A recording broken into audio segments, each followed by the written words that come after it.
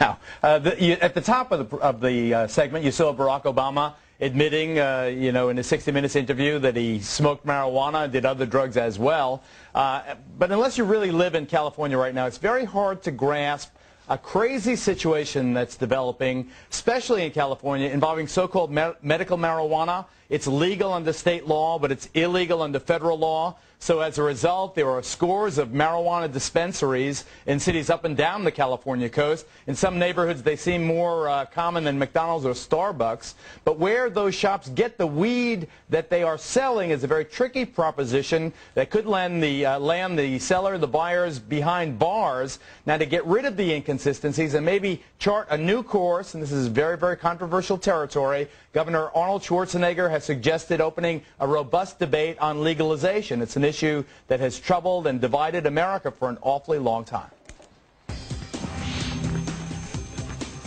Do you feel that there's something incongruous about the fact that you've been asked to join the President's Commission Against Drug Abuse and the American Bar Association Council Against Drug Abuse, and here you're being thrown out of the country because of an arrest for pot that goes back a year? They're asking us to become artists in residence for New York City and to help awareness in the city of art and music and love and peace and love, The attempt by the Nixon administration in the early 1970s to use an old pot bust in Britain as the reason to deport anti-war activist John Lennon is one small example of one of the longest-running arguments in American society. It's the great heads versus feds debate, which is accelerated as presidents who came of age during the drug era took office. George W. Bush indirectly admitted using. Clinton tried to have it both ways. I experimented with marijuana a time or two, and I didn't like it, and didn't inhale. Barack Obama came clean. I inhaled frequently. That was the point. I'm always for an open debate on it, and I think that we ought to study very carefully on what other countries are doing that have legalized marijuana. As he gets set to leave public office, the California governor has reignited the passionate debate.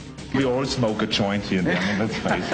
I've said this before, almost everyone I know has tried weed at one time or another. Most of you watching have tried it. Not all, but most. But despite that almost universal experience, arrest for pot possession is still far and away the most common criminal offense. Item 2007. According to the FBI, there were more than 775,000 Americans busted that year for simple pot possession. That's way more than the total busted for violent crime. And processing those pot arrests costs hundreds of millions of dollars annually. And it takes cops off the streets who could be going after child killers and terrorists. But as I tell school children who think marijuana can't hurt you, a pot bust can still wreck your life. Hence the decades-long dilemma.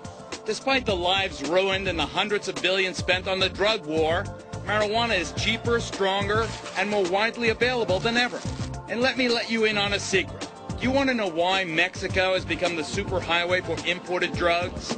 Remember Miami Vice? Are you stopping the drugs coming in, or are you merely diverting them from South Florida? That's the question. We're doing both. Some have been diverted.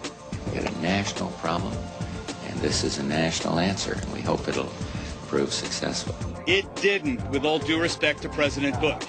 However you feel about the legalization and taxation of marijuana, it is being grown in a field, factory, attic, or basement near you, and your neighbor is toking up.